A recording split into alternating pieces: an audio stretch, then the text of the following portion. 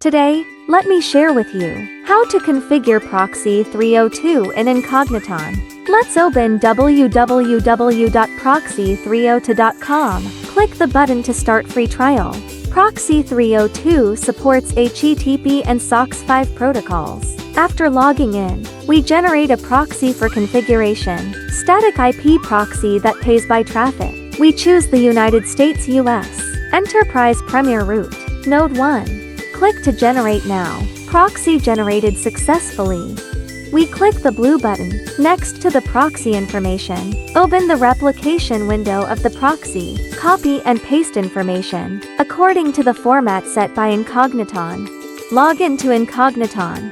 Click Profile Management. Choose All Profiles page. Click New Profile. Customized browser profile name. You can customize the groupings. Here we choose the Windows system. Can also change the browser version. Click to add proxy. Select proxy type.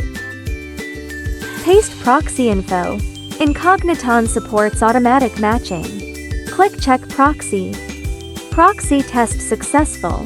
Click to create profile. Profile created. Start adding profiles. Visit IP to location website. Check whether the IP is consistent. IP is consistent. Configuration is successful. The above is what I shared today.